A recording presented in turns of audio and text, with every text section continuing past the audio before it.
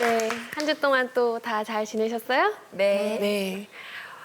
오늘은 지난주와 하고 이제 이어가지고 원하는 것도 알았고 또 내 마음, 감정도 조금 알아봤고 했잖아요. 그러니까 이제 필요한 게 있으면 좀 부탁을 해야 되잖아요. 그러니까 그걸 한번 다뤄보려고 그래요. 부탁, 요청 뭐 이런 것들인데 아이들하고 얘기하기 전에 어떠세요? 좀 하고 사세요? 부탁이나 요청을 다른 사람한테 좀 난 잘한다 하시는 분 별로 없어요? 남편한테는 잘하는 남편한테는 시키는 거. 부탁이에요? 아니면 뭐 강요, 협박, 뭐 명령? 지시? 부탁이라기보다는 거의 아이들한테는 명령이죠. 명령. 야, 해. 그러니까 제가 이제 사람들하고 강의를 많이 하다 보면 요청하기, 그러니까 부탁하기, 또 지시하기, 조직에서 지시도 되게 중요하거든요.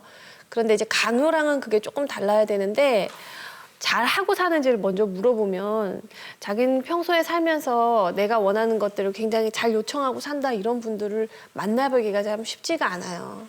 우리 요청 좀 잘 못하는 것 같아요. 저도 어릴 때 요청하는 게 제일 힘들었었거든요. 근데 왜 요청을 못하는가를 이렇게 물어보면 되게 다양한 답들이 이제 나와요. 우선 왜 우리가 요청을 못할까요? 우선은 거절당할까 봐. 거절당할까 네, 봐. 맞아요. 예, 거절당할까 봐 잘 못하고. 또 두 번째는 미안해서 뭐 이 정도를 뭐 내가 부탁을 해야 되느냐. 내가 하고 말지 하면서 그냥 자기가 해버리는 거예요. 또 다른 어떤 이유들이 있을까요? 또 거절을 잘 못하는 사람들이 부탁도 잘 못하는 것 같아요. 거절을 못하면 부탁하기도 좀 힘들다고 네. 얘기해요. 맞아요. 좀 보편적으로 그렇죠. 네. 그리고 또 어떤 사람들은 관계가 끊어지거나 불편해질까 봐 아예 요청을 안 하는 거예요. 부탁하지 않는 거예요. 그런데 저는 이런 것들을 이제 총체적으로 한번 보자면 이런 생각이 들어요. 그러니까 습관이 안 돼 있죠, 우리는.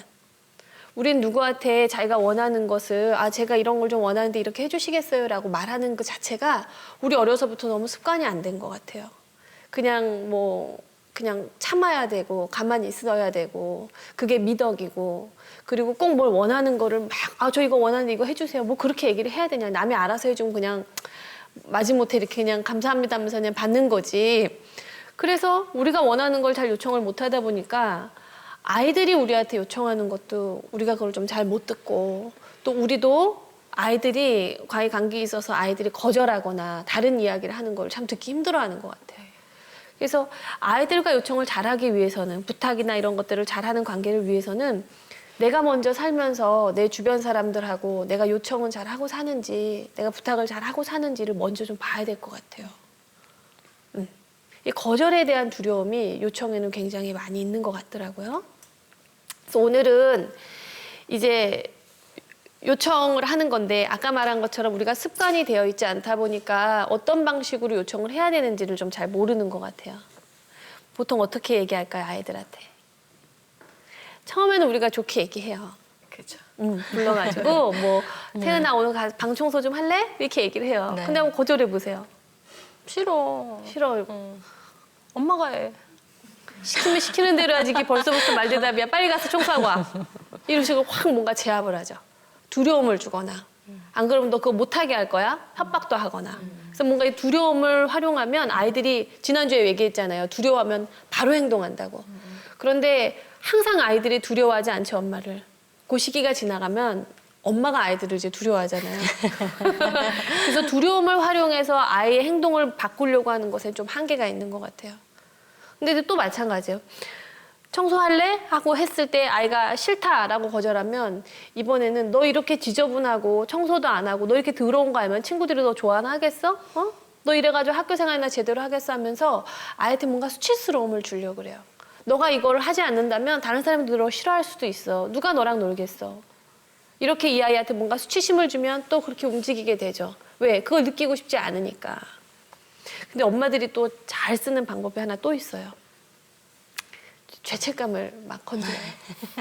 엄마 힘들어 죽을 것 같은데 이거 좀 제발 해주면 안 될까 하면서 아이들한테 뭔가 베깅하고 죄책감을 건드리면 아이가 미안해서 해주는 경우도 많아요. 근데 이게 자녀하고의 관계만 그런 게 아니에요. 조직에서도 그래요. 조직에서도. 뭐 오늘 다 남아가지고 이렇게 좀 식사도 좀 하고 여기 좀 청소도 좀 같이 할까? 이렇게 얘기할 때 저 죄송합니다. 오늘 아이 생일이라서 그래 가봐. 애 생일인데 가봐야지. 좋다 세월. 나는 애가 셋이어도 내 애들 생일이 언젠지도 모르고 이랬는데 괜찮아 가봐. 이러면서 뭔가 두려움을 주는 거예요. 그 다음날 너가 회사 돌아오면 뭔가 기다리고 있을 것처럼 상당히 불편하죠. 아닙니다. 제가 그냥 남겠습니다. 이렇게 돼요. 두 번째는 수치심을 두는 거예요. 너가 그런 식으로 조직 생활하니까 사람들이 너 다 싫어하는 거야. 내가 이제 와서 얘기하는 거지만 너 우리 팀 들어와서 분위기 되게 안 좋아졌거든. 이렇게 뭔가 수치스럽게 해서 그 사람을 움직이게 합니다. 아니면 굉장히 죄책감을 건드려요. 나 진짜 너 아니면 나 일 못하는데. 나 정말 박대리 때문에 내가 사는데 좀 해줄 수 있을까? 나 진짜 네가 아니면 난 할 수가 없어. 이러면 해줄 수밖에 없어요. 그런데 그럴 때 우리가 어떤 마음으로 그 일을 하는지 한번 생각해 봤으면 좋겠어요. 왜냐하면 저는 이거를 저한테 이렇게 그 반대로 한번 생각을 해보면 저 또한 누가 저한테 뭔가 요청이라고는 하고 있는데 사실은 거의 강요로 들렸던 순간이 너무 많아요. 그리고 내가 이걸 해주지 않으면 저 사람이 날 싫어하겠지. 그러니까 그냥 하는 거예요. 왜 그 사람하고 내가 좋은 관계 맺고 싶으니까. 그리고 그런 행동을 할 때 어떤 마음이 또 있냐면 알아주겠지. 내가 이렇게 그냥 웃으면서 해주고 괜찮아 사실 싫은데 괜찮아 내가 해줄게 라고 해주면 언젠간 그 사람이 내 마음을 알아주겠지 하는 그런 기대감이 있었거든요. 그런데 그 기대감이 제 만족스러울 만큼 해결됐던 적이 별로 없었던 것 같아요. 그래서 내가 살면서 누군가가 나한테 부탁이나 요청이라고 하고 있었지만 그 사람은 그런 의도일지 모르겠어요. 그런데 저한테는 그게 강요로 들렸던 순간들이 너무너무 많았어요. 그게 되게 불편하게 했고 좀 돌이켜보면 그런 사람들과 관계가 그렇게 좋게 끝나지만은 않았던 것 같아요. 해줄 건 해줄 대로 다 해주고 고맙다는 말도 못 듣고 그래서 저는 아이를 낳고 아이랑 이제 의사소통을 하면서 관계를 맺다 보니까 저 역시 제 아이한테 똑같은 방식으로 할 수밖에 없다라는 생각이 들더라고요. 처음엔 좋게 얘기해요. 가서 방 좀 치울래? 근데 안 하잖아. 엄마가 얘기했는데 안 하네? 가서 좀 해. 하고 와. 빨리 하고 와. 안 해요. 야, 엄마 지금 몇 번 얘기했어. 너한테 이거 하라고. 너 정말 이렇게 할래? 이러면서 이제 인상을 팍 쓰게 되는 거예요. 그럼 이제 아이가 하죠. 엄마는 결국은 엄마 마음대로 한다고 하면서 아이가 해요. 이런 것들이 쌓이고 쌓이다 보면 아이하고 관계는 굉장히 나는 원치 않았는데 어느 순간 굉장히 불편해지는 것 같아요. 그러면 왜 내가 그렇게 했을까라고 생각해 보면은요, 돌아가 보면 습관인 거예요. 요청도 우리도 그렇게 요청하지 않았고 그냥 당연히 해야 되는 일이라고 믿었고 그러니까 그냥 했고 하지 않으면 때로는 어떤 불이익이 있었고 아니면 불이익이 없었다면 뭔가 미안한 마음이 남았고 그게 뭔가 불편한 거예요. 그러니까 그냥 원하는 걸 해줘 버리는 거죠. 근데 어느 날 우리가 엄마가 돼서 아이를 낳았더니 아이들한테 뭔가 부탁을 해야 되겠는데 아이가 움직이지 않으면 결국 우리가 할 수 있는 방식은 내가 다시 받아왔던 방식으로밖에 되풀이할 수가 없는 거죠.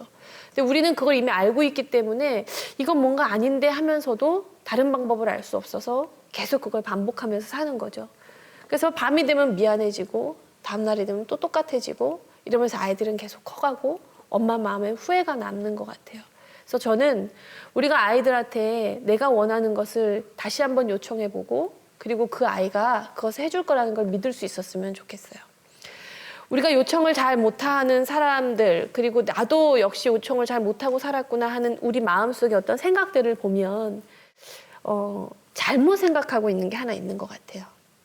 그 중에 하나는 뭐냐면 우리가 이제 여기 현장에서 나가가지고 정말 힘드신 할머니를 보면 도와줄 거예요. 그렇죠? 잠깐 짐을 들어줘야 되거나 하면 제가 들어드릴게요 할 거예요.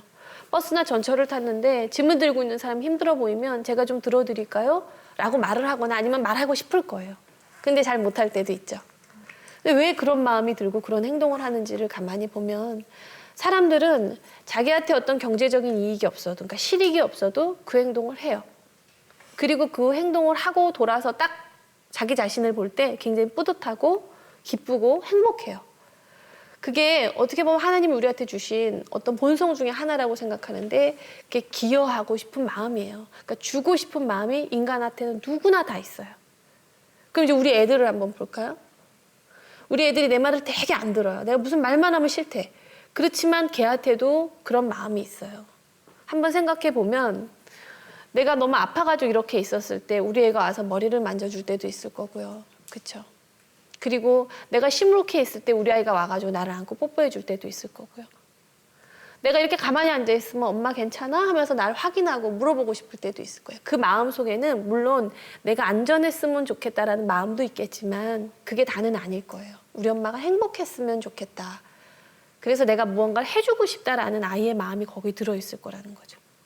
그럼 이제 우리한테 필요한 건 뭐냐면 그 믿음을 일단 확인하자는 거예요. 아, 우리 아이들은 내가 정말로 원하는 걸 얘기할 때 조건이 있죠. 그 아이가 할 수 있는 능력 안에서는 해주고 싶어 하는구나 라는 걸 우린 좀 믿었으면 좋겠어요. 우리 아이들을 대할 때. 그럼 이제 기술들인데 제일 중요한 건 그거예요. 우리는 아이들한테 한번 부탁을 해볼까요? 라고 얘기하면 자, 하나를 떠올려 보시고 그냥 아무거나 부탁해 보세요 라고 하면 방 좀 어지르지 마. 뭐 이렇게 얘기를 해요. 뭐뭐 하지 마 라고 얘기해요. 친구 좀 때리지 마. 형 좀 괴롭히지 마. 좀 집에서 밤에 뛰어다니지 좀 마. 아, 좀 소리 좀 지르지 마. 뭐뭐 다 하지 말라는 게 너무 많아요. 그런데 어떻게 했으면 좋겠는지에 대한 얘기가 없어요. 우리가 요청을 하는 목적을 한번 생각해 보자면 결국은 심플하게 뭐냐. 내가 원하는 게 있는데 그걸 해주길 바라는 거예요. 그렇죠? 그게 요청의 목적에 다예요. 나는 원하는 게 있고 그걸 네가 해주길 바란다예요. 그러면 해주길 바란다라고 하면 내가 원하는 걸 얘기해야 되잖아요. 그걸 얘기해야 돼요. 뛰어다니지 마라고 얘기할 때 아파트에서 저녁에 뛰어다니면 안 돼요. 왜 그러죠? 아래 윗집에 피해를 주잖아요. 그러면 엄마는 이 요청을 하는 목적이 뭐예요? 부탁을 하는 목적은 아랫집 공동주거 공간에서 다른 사람들을 배려하고 싶은 마음이 있는 거죠. 그럼 그걸 먼저 얘기해야 되는 거예요. 아랫사람들을 배려해야 될 시간이니까 9시 이후엔 걸어다녀. 조용하게. 원하는 걸 얘기해야 되는 거예요. 친구를 때리지 마라고 얘기하고 있는데 친구를 때리면 엄마의 어떤 욕구가 충족되지 않는지를 봐야 돼요. 그러니까 다시 말하면 아이가 친구를 때리지 않으면 엄마 뭐가 좋은지를 봐야 되는 거죠. 뭐가 좋을까요? 모든 엄마들은 아이들이 사이좋게 지내길 바라잖아요. 그리고 그 방법을 가르쳐주고 싶어 하잖아요. 그래서 친구한테 어떻게 말해보라고 가르쳐주잖아요. 엄마는 너가 친구들이랑 사이좋게 지낼 수 있도록 도와주고 싶어. 그러니까 화가 나면 엄마한테 와서 도와달라고 얘기해. 아니면 선생님한테 가서 도와달라고 얘기해. 그게 때리지 마라는 것보다 훨씬 구체적이라는 거죠. 우리가 옛날 그런 얘기 많이 하잖아요. 자, 머릿속에 하얀색 예쁜 코끼리, 아기 코끼리를 한번 떠올려 보세요. 하얀색으로 된 아기 코끼리예요. 그리고 지금부터 그 코끼리를 생각하지 마세요. 절대 생각하시면 안 돼요. 근데 이미 머릿속에 그려져 버렸거든요. 계속 떠오르거든요. 아이들도 마찬가지죠. 친구 때리지 마. 너 지난번에 뺨도 때렸고 얼굴도 때렸지. 너 침도 뱉었지. 막 연상이 막 되시죠. 그러면 아이들은 그대로 하려고 하는 습성이 있어요. 그 아이 머릿속에 뭘 남겨놓느냐는 거죠. 너 문 쾅 닫지 말랬지. 벌써 문을 쾅 닫는 모습이 떠오른단 말이에요. 들어올 때는 문을 살살 열고 들어와줘. 문을 살살, 고개를 살짝 내밀고 소리 나지 않게 살살. 그러면 아이들은 그 이미지를 떠올리거든요. 선생님들께서 많이 하시는 얘기가 너 딴짓하지 마. 너 수업 시간에 딴짓하지 마. 너 그렇게 볼펜으로 책상 치지 마. 어떻게 하라는 거예요? 책상 위에 손 놓고 5분만 선생님 한번 봐봐. 선생님 눈을 계속 봐. 여기 칠판 봐봐. 그 아이가 하기를 원하는 행동을 말해주는 게 요청에 있어서는 제일 중요해요. 근데 우리는 급하면 그냥 하지 말라는 얘기가 그냥 먼저 나오거든. 하지 말랬지. 안 돼. 안 돼. 몇 번 얘기 안 돼. 안 돼. 절대 얘기하지 마. 끝. 그만. 이렇게 얘기해버리거든요. 원하는 게 뭔지를 구체적으로 얘기하면 그리고 그 요청을 왜 하는지를 얘기하면 아이들은 이해할 수가 있어요. 그게 제일 중요합니다. 원하는 핵심 욕구가 있어요. 이 요청이 들어질 때 엄마한테 충족되는 엄마의 욕구들. 엄마 귀찮게 굴지 마. 자, 엄마를 귀찮게 안 굴면 엄마는 어떤 욕구가 충족되는 거냐면 휴식이겠죠. 엄마가 오늘 너무 피곤해서 잠깐 쉬었으면 좋겠어. 엄마가 원하는 걸 먼저 얘기하고. 그 다음에 두 번째는 뭐냐면 엄마 쉬었으면 좋겠어라는 이 부탁은 거기서 끝나면 모호해요. 그래서 아이가 어떻게 해달라는 거예요. 엄마 쉬었으면 좋겠어라 애가 와가지고 엄마 머리를 계속 만져. 엄마 쉬게 해줄라. 엄마 근데 그게 싫은 거야. 건들지 마. 그게 뭐가 또 안 되잖아요. 첫 번째 요청에 중요한 건 요청의 목적. 내가 이 요청을 함으로써 충족하려는 욕구가 뭔지를 표현하는 거. 엄마가 쉬고 싶어서 그래. 엄마가 아랫사람들을 좀 아래층 사람 배려하고 싶어서 그래. 엄마가 너 친구들이랑 사이좋게 놀 수 있도록 돕고 싶어서 그래. 엄마가 너 학교 생활 잘할 수 있게 좀 가르쳐주고 싶어서 그래. 엄마의 욕구를 먼저 얘기하는 게 첫 번째라면, 두 번째는 뭐냐면 이제 이걸 구체적이고 긍정적으로 알려줘야 된다는 거예요. 그러니까 친구랑 사이좋게 놀기 위해서 만약에 화가 나서 그 친구를 때리고 싶어지면 선생님한테 달려가. 도와달라고 말씀드려. 엄마한테 와. 도와달라고 말해줘. 이렇게 얘기하는 거예요. 그리고 또 뭐 귀찮게 하지 마. 엄마를 그냥 내버려둬. 너무 모호하잖아요. 엄마가 쉬고 싶은데 우리 한 10분 정도만 각자 방에 있다가 거실에서 다시 만나자. 아니면 엄마 15분 정도만 방에 있을 테니까 너 15분 동안 네가 하고 싶은 거 방에서 하고 있다가 엄마한테 와줘. 원하는 걸 얘기하는 겁니다. 원하는 걸. 우리가 이렇게 가만히 보면은요, 자기가 원하는 걸 잘 몰라요. 그래서 한 엄마가 자기의 고민은 아이가 제 시간에 학원에 안 가는 거예요. 그렇게 학원에 가라고 구체적으로 얘기를 해도 아이가 움직이지 않는 거예요. 자기가 알아서 한다고. 엄마 너무 화가 나서 나중에는 좀 심한 말이 막 나오게 된 거예요. 그래서 제가 물어봤어요. 아이가 제 시간에 학원에 가줘. 이건 구체적인 말이에요. 3시에 학원 가는 시간이니까 3시 한 5분 전에 네가 집에서 나가줬으면 좋겠다. 구체적인 말이에요. 아주 긍정적이고. 그런데 거기에 뭐가 빠졌냐면 첫 번째 제일 중요한 엄마의 욕구가 없어요. 아이가 제 시간에 가주면 엄마는 어떤 욕구가 충족되냐는 거예요. 뭘 위해서? 왜 그랬을까요? 이 어머니가 저한테 말하길 뭐라 그랬냐면 아이가 공부를 제 시간에 가는 게 중요하니까요. 이렇게 얘기했거든요. 그건 욕구가 아니죠. 그건 수단이에요. 아이가 제 시간에 나가주면 엄마의 욕구는 따로 있어요. 그땐 그분이 탁 짜증을 내시면서 그렇게 말을 자꾸 늘어지면 자기가 찾을 수가 없다는 거예요. 그렇죠. 왜? 이거는 되게 가슴 아픈 얘기인데 우리들은 우리가 어떤 욕구를 충족하고 있는지를 매 순간 찾지 못하고 살았어요. 그냥 걔가 공부를 해야 되니까 3시에 나가주면 그거 당연한 거죠. 거기에 무슨 욕구 충족이 있어요. 걔가 그냥 공부를 하면 되는 거지. 거기에 제가 충족하는 게 뭐가 있어요. 그냥 역할인 거지. 당연한 거지. 그렇지 않습니다. 우리가 잘 욕구를 모를 땐 어떻게 하면 알 수 있냐면요. 자기가 혼자 있는 그 시간에 이제 뭐를 하고 싶은지를 생각해 보면 알 수 있어요. 그래서 이분이 얘기하기를 그 드라마, 태양의 후예 뭐 이런 드라마, 자기가 보고 싶었는데 보지 못했던 드라마를 보고 싶대요. 아이가 제 시간에 가주면 홀가분하게 볼 수 있는 거예요. 엄청난 욕구가 있어요. 휴식과 혼자만의 시간과 그죠? 여유와 재미와 여러 가지 욕구를 충족할 수 있어요. 그런데 제가 어머니한테 맞냐고 물어봤더니 맞다 그랬거든요. 그럼 그 얘기를 담아서 아이한테 한번 해보세요라고 했더니 그런 얘기 못하죠 그러는 거예요. 너가 학원에 제 시간에 가주면 응? 엄마가 좀 TV도 볼 수 있고 이런 말 하기가 싫은 거예요. 엄마들은 항상 자녀를 위해서 무언가 해야 된다고 생각해요. 내가 내 혼자만의 시간을 갖고 쉬는 것 자체에 대해서 미안하게 생각해요. 그러면 안 되죠. 그냥 솔직하게 얘기할 필요가 있어요.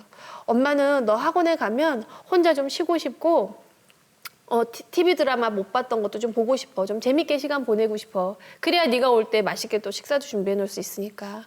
그래서 엄마가 협조가 필요한데 너가 2시 55분에는 집에서 나갔으면 좋겠어. 엄마가 아무 말 안 하더라도 너가 스스로.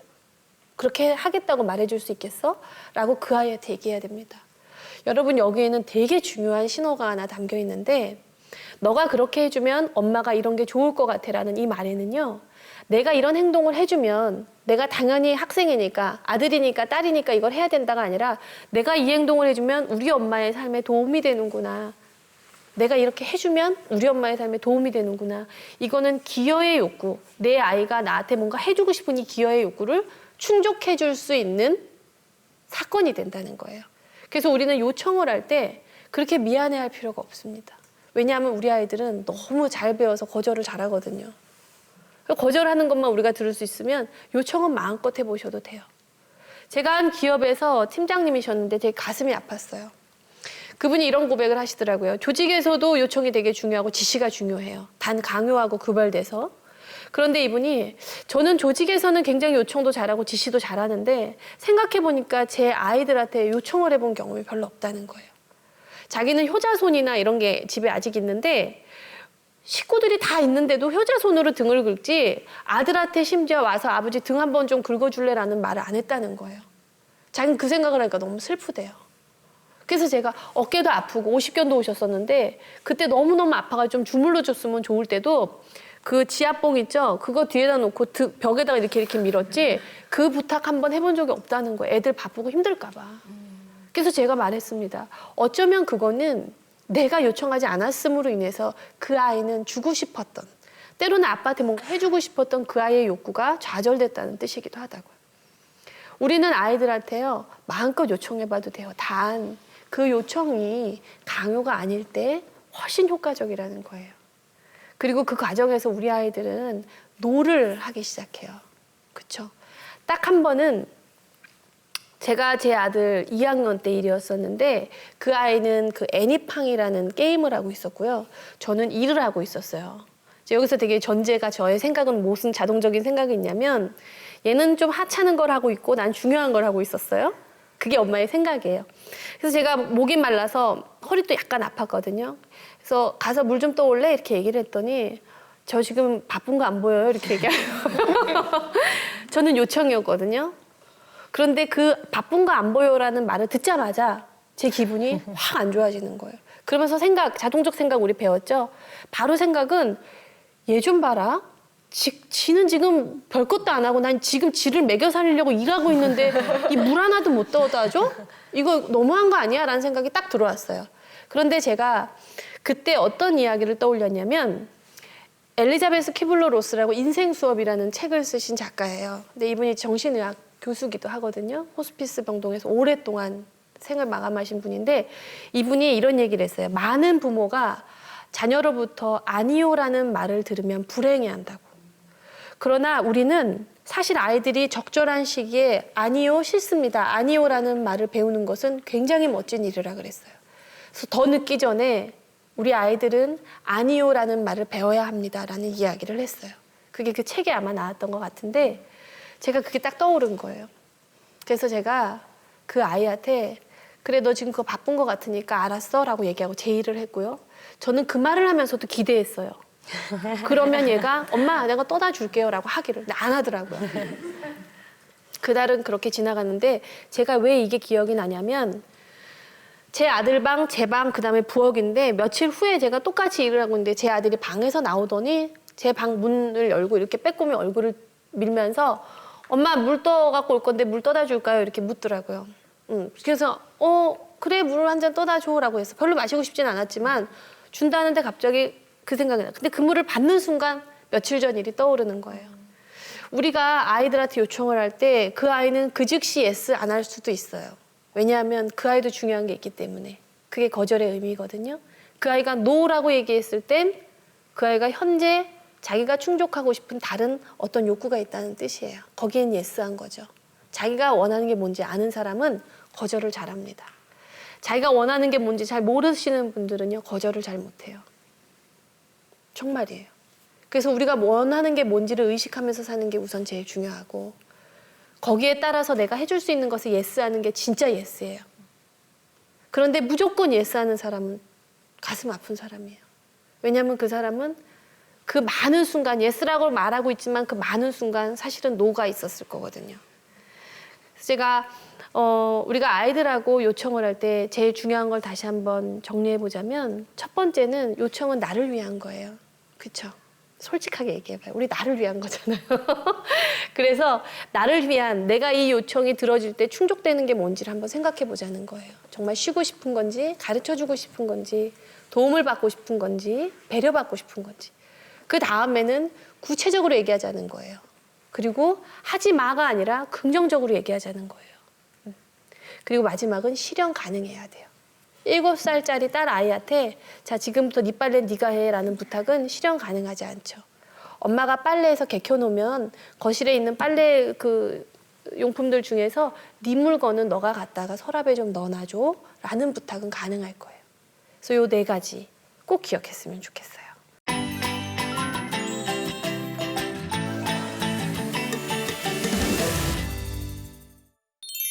우리랑 같이 토크쇼에 함께해 주실 두 분 오셨는데요. 네, 각자 소개해 주실까요? 네, 안녕하세요. 엄마들을 위한 라디오 맘스 라디오의 김태현입니다. 반갑습니다. 반갑습니다. 네, 안녕하세요. 방송인이자 뷰티 전문가로 활동하고 있는 스파더의 이민아 대표입니다. 반갑습니다. 네, 반갑습니다. 네, 태연 선생님은 네. 방송을 우리 강의를 좀 듣고 어떠셨나요? 네, 저도 정말 요청 못하고 거절 못하는 1인으로서 네, 제가 잘 알죠. 네, 알죠. 이걸 왜 이제서야 배울까? 너무 인생 반 이상 산 것 같은데 너무너무 아쉬운 마음이 들고 저도 어렸을 때부터라도 아이에게 요청하는 법, 또 거절하는 법을 가르쳐야겠다라는 생각을 했습니다. 네. 그러면서 사람이 그런 것 같아. 남의 말은 또 잘 듣는 것 같아. 가족끼리는 이제 거절해도 된다고 생각하니까 네. 제 친구가 아들이 밥을 너무 안 먹는 거예요. 오. 막 뭐 협박해보고 강요도 해보고 약도 사주고 장난감도 사줬는데 밥을 너무 안 먹어서 어느 날 생각했는데 아들이 너무 좋아하는 양인형이 있었대요. 양인형을 이렇게 해갖고 인형극처럼 양이 밥 먹을래 민준아? 그랬더니 먹는 거예요. 오. 1년을 양이 밥을 먹었대요. 양이 키웠다는 거예요. 그래서 왜 애들이 그렇게 남의 말은 또 잘 듣까? 부모 말은 안 들을까? 이것도 한번 생각이 듣고 최근에 제 딸이 또 TV를 너무 보고 싶다 그래서 안 된다고 했는데 막 떼쓰고 너 한 번만 보기로 했잖아. 싫다고 막 그래서 우리 집은 이제 TV 안 나와. 옆집 가서 봐야 돼. 딴 집 가서 봐. 그랬더니 더 울고 난리가 났어요. 그래서 어떡하지? 엘사 인형을 갖고 또 복화술을 했어요. 너 왜 우니? 그랬더니 TV가 보고 싶어 그러는 거예요. 그래서 제가 또 엘사가 근데 넌 아직 어리잖아. 이거 많이 보면 안경 써야 돼. 그러니까 엄마랑 같이 책 읽는 건 어때? 그랬더니 알았다고 약속을 하더라고요. 아니, 내 말은 안 듣고 왜 엘사 말을 듣는지 그것도 좀 궁금하고요. 어떻게 해야 되나요? 제가 엘사 드레스를 입고 살아야 되나요? 저도 궁금한데 네. 저도 아들이 제가 어느 날 오더니 아들이 저희 교장 선생님께서 이제 말씀을 하시는데 너무 좋다는 거예요. 그래서 교장 선생님께서 무슨 말씀 하시더나 이렇게 물어봤더니 뭐라고 얘기를 했다고 하더라고요. 그래서 제가 듣는데 다 내가 했던 말인 거야. 그래서 야 그거 엄마가 너한테 항상 강조했던 거 아니니? 그랬더니 에이 됐다는 거 엄마 말은 됐다는 거예요. 그럼 어떡하겠어요? 그럼 옆집을 이렇게 한 집 걸로 이렇게 좀 닫아서 기르면 너무 좋을 것 같아요. 그러게 말이에요. 네. 근데 제가 하나는 좀 보이는 것 같아요. 그러니까 아이들이 어떤 특정 행동을 계속 고집할 때 있잖아요. 근데 제 아들도 9시에는 재웠어야 됐어요. 그 하이퍼 액티비티가 심했어요. 그러니까 과잉 행동이 우리 아들이 되게 많았어요. 그러면 이제 선생님께서 그러시더라고요. 얘는 수면 시간을 길게 해줘야 된다고. 9시에 재워야 되는데 갑자기 6살 때 벌떡 일어나더니 밤 9시에 자기 잠이 안 온대요. 그래서 그래 그러면은 어떡할까? 그랬더니 배드민턴을 치러 가자는 거 밤 9시 넘어서 말이 되냐고 그래서 제가 예전 같으면 배드민턴 쓸데없는 소리 자 빨리 이래버렸을 텐데 얘가 배드민턴을 하면 뭐가 충족이 될까 생각해봤어요. 우리가 왜 요청을 하면 엄마도 요청을 하면 뛰지 마라고 할 때는 걸어 다녀라는 말이잖아요. 걸으면 뭐가 충족이 될까? 아랫집을 배려할 수 있잖아요. 귀찮게 하지 마. 혼자 있고 싶어요. 자, 혼자 있으면 뭐가 좋을까? 휴식이라는 욕구를 충족할 수 있잖아요. 얘가 배드민턴 하자 그랬잖아요. 배드민턴 안 돼! 라고 얘기하기 전에 얘가 배드민턴을 하면 어떤 욕구가 충족될까? 얘 재미있고 싶은 거예요. 그리고 엄마랑 같이 뭔가 하고 싶은 거예요. 그러니까 잠이 오지 않으니까 지루하고 심심한 거예요. 얘가 원하는 건 재미인 거예요. 좀 더 재미있게 놀고 싶은 거예요. 근데 엄마는 뭐예요? 얘를 재움으로써, 이거 재우는 건 수단이죠. 얘가 자주면 엄마는 어떤 욕구가 충족되겠어요? 안심할 수 있는 거예요. 안심하는 거예요. 그게 다예요. 왜? 얘가 푹 자야 그 다음날 유치원 생활 잘할 거라고 엄마가 믿을 수 있으니까. 근데 엄마의 생각인 거죠. 얘가 좀 덜 자도 사실 그건 가능하긴 한데 엄마는 불안한 거예요. 얘가 자줘야 내가 안심이 되는 거예요. 그래서 제가 아들한테 뭐라 그랬냐면 그 양과 엘사와 같은 개념일 수도 있는데 충분히 자야 내일 유치원 생활을 잘할 수 있어. 그래야 엄마가 안심이 될 것 같아. 그걸 먼저 얘기했어요. 자, 엄마 욕구를 먼저 얘기한 거잖아요. 그 다음에 이제 구체적이고 긍정적이고 실현 가능한 부탁을 해야 되잖아요. 그래서 제가 한 10분 정도는 엄마가 시간을 더 낼 수 있을 것 같아. 아니면 한 15분까지도. 그런데 집에서 놀 수 있는 걸로 너 공기놀이 좋아하니까 우리 공기놀이를 차라리 여기 앉아서 조금 하자 그랬어요. 그때 아들이 얼른 공기를 갖고 오더라고요.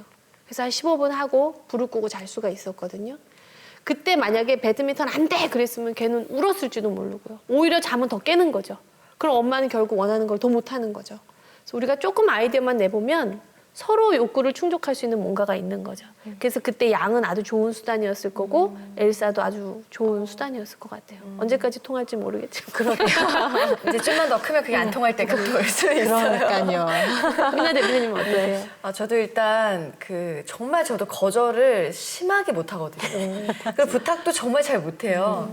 그러니까 막 너무 생각과 고민이 많아요. 그러니까 뭔가 부탁을 할 때. 근데 제가 보니까 거절감에 대한 두려움이 되게 많은 사람이더라고요. 근데 이게 제가 이제 오늘 강의 들으면서 저는 살면서 그렇게 내가 인간관계에서 불편한 게 크게 없다라고 생각을 하는데 가장 불편한 게 저는 거절감에 대한 두려움이거든요. 근데 이게 제가 이제 좀 그러한 성향이 워낙 많다 보니까 우리 아이들도 그런 면을 제가 이제 많이 봐요. 근데 이제 이 부분은 살아감에 있어서 굉장히 중요한 불편한 요소가 될 수 있기 때문에 정말 아이들에게 부탁하고 거절하고 하는 이 연습을 잘 시키는 건 되게 중요하겠다라고 하는 것들을 깨달았고 저는 이제 대표님을 통해서 강의를 들으면서 제가 참 잘하고 있다라고 생각하는 건 실전을 많이 이렇게 적용을 해보는 편이에요. 근데 제가 이제 어제가 주일이었잖아요. 되게 신기했던 게 보통 이제 아이들 예배가 9시고 어른 예배가 11시예요. 제가 9시 예배를 보내기 위해서는 8시에 일어나서 아이들 씻겨서 밥 먹여서 보내야 되잖아요. 근데 옛날에는 아이들을 그렇게 이제 깨우려고 하면 애들이 어린이 예배 안 가고 그냥 어른 예배 갈래요 이러고 그냥 자고 너무 힘들게 하는 거예요. 근데 저 같은 경우도 유일하게 늦잠 잘 수 있는 게 주일이에요. 그냥 토요일까지 너무 바쁘니까 솔직히 아이들이 일찍 빨리 보내서 그 1시간이라 더 평온하게 제 시간에 가고 싶은데 애들이 안 일어나니까 너무 짜증이 나서 제가 그런 얘기를 했죠. 예전에는 막 화를 내고 신경질을 냈는데 대표님 강의 들으면서 무조건적으로 화낼 게 아니라 아이들에게 마음을 좀 헤아려 주면서 내가 잘 부드럽게 얘기를 해야 되겠다. 그래서 제가 지지난 주에도 하도 교회를 안 간다라고 자기도 더 잔다고 해서 제가 정말 그 엄마의 심정을 얘기를 했어요. 엄마가 실은 너희도 알겠지만 주일날 하루 조금 더 잘 수 있는데 너희들 이렇게 땡깡을 부리고 교회를 안 간다 이러면 엄마 너무 힘들고 너무 지친다. 나는 너희들이 어린이 예배 가서 은혜를 받고 일단은 배웠으면 좋겠다라고 하는 너희를 너무 사랑하는 마음과 두 번째는 너희가 엄마 좀 도와줬으면 좋겠다 진짜. 엄마 너무 힘들다.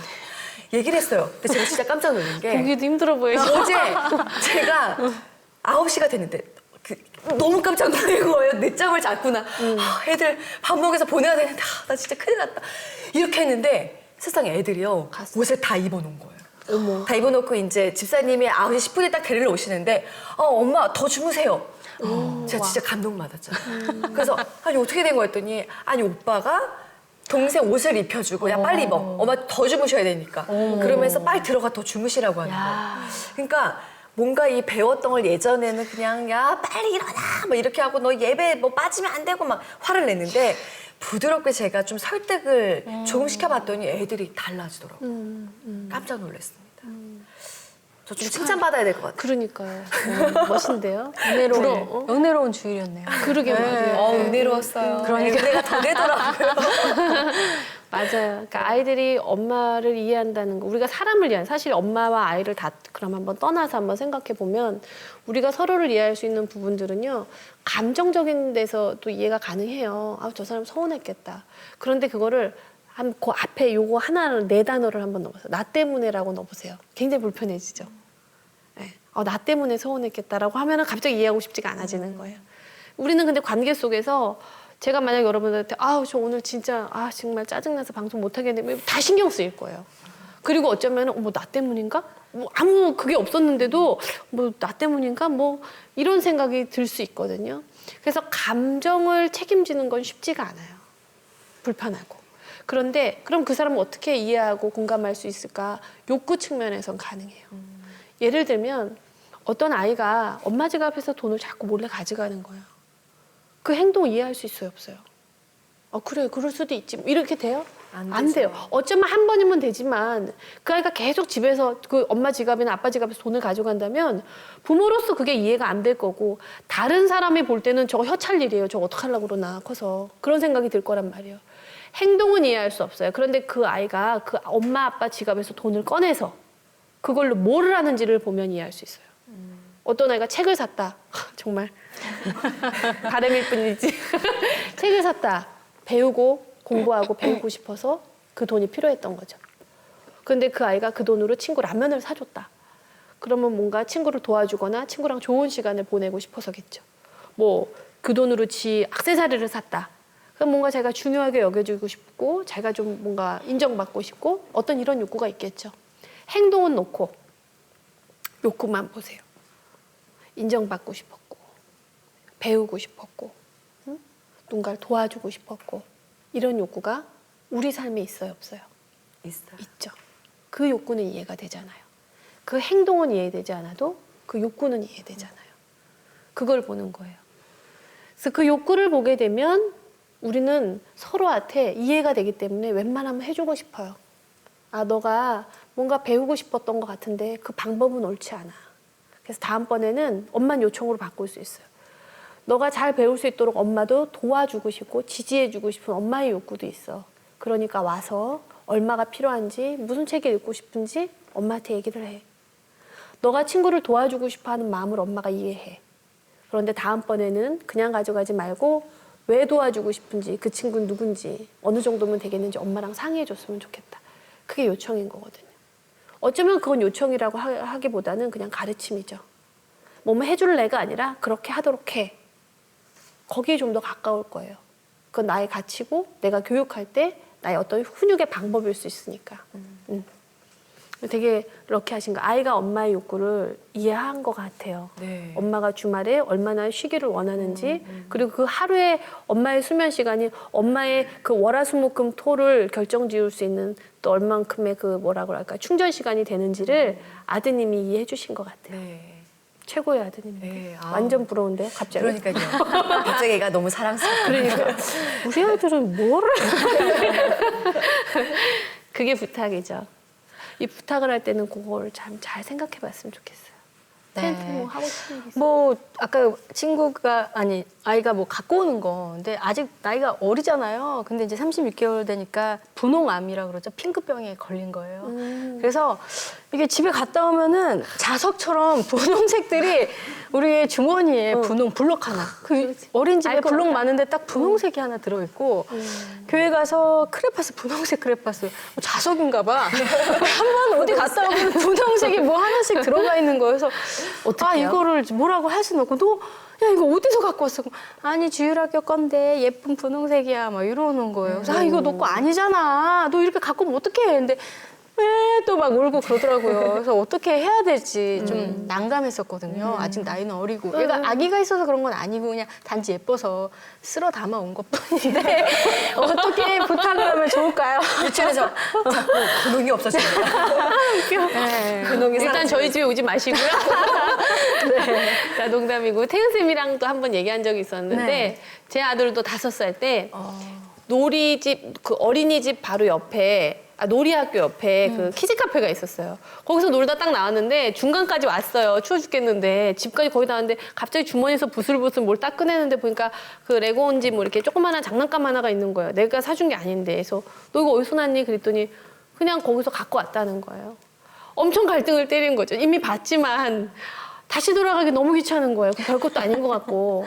그런데 그냥 집으로 가자니 본인 물건이 분명히 아닌 걸 엄마가 알고 있는데 눈 감아주는 게 또 되고. 그래서 제가 어떻게 할까 고민을 하다가 우리가 항상 선택이잖아요. 집으로 빨리 가면 뭐가 좋아요? 쉴 수가 있고 다시 돌려다 주면 뭐가 좋아요? 어떤 진정성이라든가 내 양심에 걸리지 않을 수가 있잖아요. 그리고 아이가 한테 윤리적으로 뭐가 옳은지를 가르쳐 줄 수 있잖아요. 그래서 제가 아들한테 얘기를 했어요. 이건 네 게 아니지? 그때 아니래요. 근데 친구들도 다 가져갔대요. 주인이 없대요. 아이는 엄마한테 다시 혼날까 봐 계속 자기를 보호하는 거예요. 그냥 갖고 온 거예요. 엄마 누가 넣었지? 뭐 심지어는 그럴 수도 있어요. 그래서 제가 뭐가 옳고 그른 건지 그리고 이 주인이 누군지 우리가 모르기 때문에 원래 그곳으로 갖다 주는 게 맞는 거야. 그러니까 귀찮더라도 우리가 다시 가서 그 키즈 카페 아주머니한테 말씀드리고 우리가 돌려주고 오자. 그럼 네 마음이 편안할 거야. 하고 그냥 갔어요. 근데 모든 거를 자석처럼 갖고 왔다고 하니 갈 데가 좀 많으실 것 같긴 해요. 맞네요. 반나절 걸리겠네요. 그죠?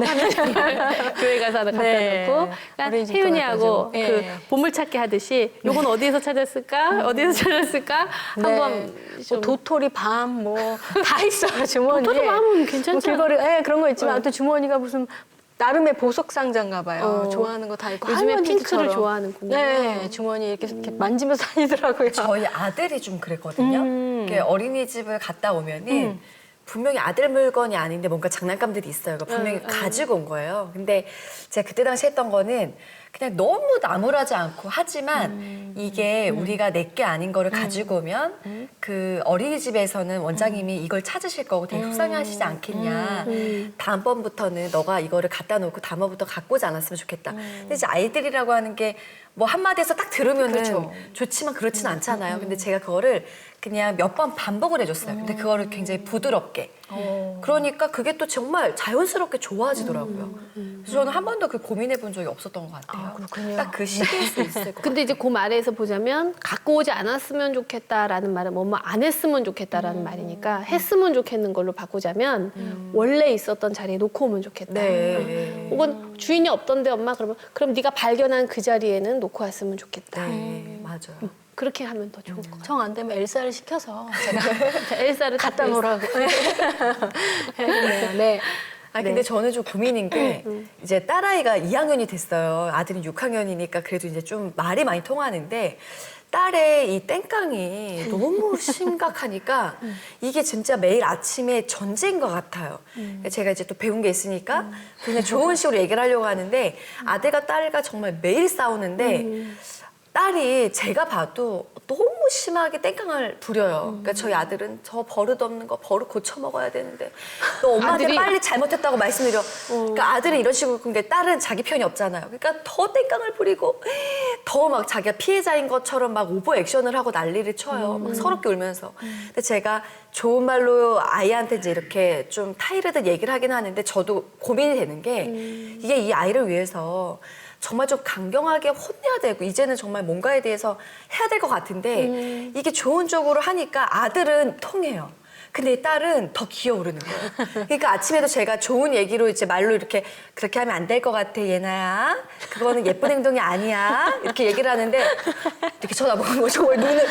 그러니까 아들이 엄마 저 눈알 돌아가는 거 보셨어요? 눈알? 막 이렇게 얘기를 하는데 이러면서 막 정말 신경질 내면서 학교를 가더라고요. 그러니까 제가 이제 살짝 오늘 오면 고민을 좀 털어놓고 싶었는데 이게 아이의 정말 이 부탁, 훈육 이게 어디까지 해야 될까? 그러니까 좋은 쪽으로 하는 게 좋을 거라고 하는 생각은 있지만 이런 식으로 엄마의 뭔가 이 부탁, 부드러운 뭔가의 엄마의 리더십을 악용하는 게 아닐까 이런 약간 우려도 되더라고요. 그 순간에 원했던 행동이 뭐예요, 대표님이? 제가요?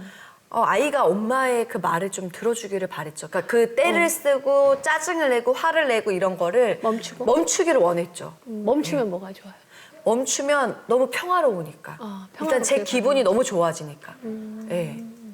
그러니까 아이가 짜증을 내고 가면 너무 제 하루가 기분이 너무 언짢아요. 힘들어요. 우리가 지난주에 이제 다뤘는데 만약에 그게 지금 따님하고의 관계 속에서 이제 반복되는 이슈잖아요. 네, 반복되는 그럼 이슈. 그때 얘기하면 늦다 그랬잖아요. 네, 그건 그때 얘기하면 늦어요. 저녁에 우리 성경책도 읽어주고 하잖아요. 네. 그때 호소해 보는 거예요. 부탁을 해보는 거죠. 그러니까 반복되는 이슈의 경우에는요, 그 갈등이 딱 터졌을 때 얘기하는 것은 서로한테 참 후회를 많이 남기는 것 같아요. 저도 정말 너무 많이 해봐가지고 네, 제가 이제 명심하는 거 하나는 화가 났을 때는 일단 얘기하지 말자거든요. 그런데 아이를 그렇게 보내면 엄마 마음이 제일 불편하잖아요. 불편하죠. 네, 그래서 이렇게 불편하더라도 잘 갔다 와라고 말은 한번 해줬으면 좋겠어요. 저는 그냥 가끔 그런 생각이 들어요. 오늘 하루가 과연 당연할까? 어쩌면은 이 하루가 우리한테 어쩌면은 마지막일 수도 있다는 생각을 가끔 해요. 그러면 그냥 걔를 보낼 수가 없어요. 내 마음이 너무 괴로울까 봐. 예전에 제 기업 교육에서 한 팀장님이 그만둔 부하 직원하고 우연히 마주쳤는데 좀 좋지 않게 헤어진 거예요. 그러니까 자기를 보고 그냥 인사를 안 하고 가더래요. 너무 화가 났대요. 한때 내 부하 직원이었는데 그래도 아무리 다른 팀으로 갔다고 해서 저게 나한테 그럴 수 있나. 그래서 저한테 너무 화가 난다 그래서 제가 그랬어요. 다음번에 그분을 보면 인사하고 싶냐고. 당연히 안 할 거라고 그러시더라고요. 안 하는 마음은 어떻게 했어요? 너무 불편할 것 같대요. 그래서 제가 물어봤죠. 선생님이 생각하는 원하는 삶은 뭡니까? 누구를 보더라도 반갑게 인사해주고 그런 인간성을 지닌 사람이었으면 좋겠대요. 자기가. 근데 그 사람이 자기가 그렇게 못하게 하는 것 같다는 거예요. 그래서 제가 그럼 그냥 그렇게 사세요. 그 사람이 받아주고 안 받아주고 그 사람의 몫이잖아요. 근데 내가 인사를 건네는 게 내가 인간다움에 맞고 난 그렇게 살고 싶다면 그냥 그렇게 하세요. 근데 그분이 그 다음번에 굉장히 놀라운 소식을 주신 게 그냥 인사를 했더니 그냥 또 가더래요. 근데 다음번 어느 그 타팀이랑 같이 협력하는 회의 자리에서 자기 앞에 앉아 있는데 자기한테 한 잔 드리겠다고 하면서 주더래요. 근데 그때 눈빛은 굉장히 달라졌다는 거예요. 그래서 저는 아이들이 때로는 내 마음을 잘 안 받아주죠. 제 아들도 나갈 때 지금 중3이니까 그냥 얘기 없으면 나간 거예요. 처음에 너무 기분 나쁜 거예요. 항상 엄마 다녀오겠습니다 하고 말하던 아이가 어느 순간 그냥 나가면 제가 한 번은 12층에서 소리를 야 하고 질렀어요. 그냥 거의 그냥 뱃속에서 끌어올려서 야 하고 질렀더니 쳐다보더라고요. 인사를 하고 가야지. 그랬더니 아이가 너무 해맑게 다녀올게요 이러더라고요. 제가 저도 너무 우아하신데 시트콤이네. 그러니까요. 근데 제가 그때 배운 게 뭐냐면 그 아이는 저를 싫어해서도 아니고 무시해서도 아닌데 바쁘다 보면 어쩔 때는 잊을 수도 있는데 그냥 엄마 혼자 스토리를 막 쓴 거야. 저게 지금 나를. 네. 그래서 하나 기억했으면 좋겠는 건 우리의 부탁에 즉시 들어줄 수는 없다라는 거죠. 그렇지만 언젠가는 알겠죠. 우리가 아이랑 하루 이틀 살고 안 살 건 아니니까. 때로는 그랬으면 좋겠을 만큼 힘들 때도 있지만 그럴 관계는 아니잖아요. 그리고 두 번째는 정말 중요한 이슈라면 보호를 위해서 힘을 써주세요. 네. 아이가 하는 행동이 정말 위험하고 정말 옳지 않다면 그걸 못하게 하되 할 수 있는 거를 지시하거나 명령을 해서라도 그걸 할 수 있게 하면 되죠. 그래서 지난주에 우리 배웠잖아요. 공 들고 차도에 나가는 애한테 그래 너가 놀고 싶니? 이러다가 걔 큰일 난다고. 공을 뺏어야죠. 그 눈을 보고 얘기해야죠. 너가 안전하길 바라기 때문에 엄마는 이 공을 너한테 주지 않을 거야. 네가 안전한 곳으로 가면 그때 줄 거야. 이게 보호를 위해서 힘을 쓰는 거지만 처벌을 위해서 힘을 쓰는 거 화가 나가지고 너 이 자식 엄마 말 왜 또 안 들었어? 너 여기서 엄마가 놀지 말라 몇 번 얘기했어? 집으로 들어가. 너 다시는 이거 못 놀아. 버려버릴 거 하면서 쓰레기통 버리고 막 화가 나서 주체할 수 없는 그런 행동들은 그거는 폭력인 거죠. 그걸 좀 우리가 구별하면 좋겠어요. 네. 갈 길이 먼 것 같아요. 늘 강의를 들으면서. 우리가 지금 오늘은 이제 요청을 했고요. 또 다음 시간에는 요청을 하다 보면 서로가 감정도 틀어지고 힘들어져요. 그럴 때는 그 아이가 안 하고 싶어 하거나 그런 거에는 다 이유가 있거든요.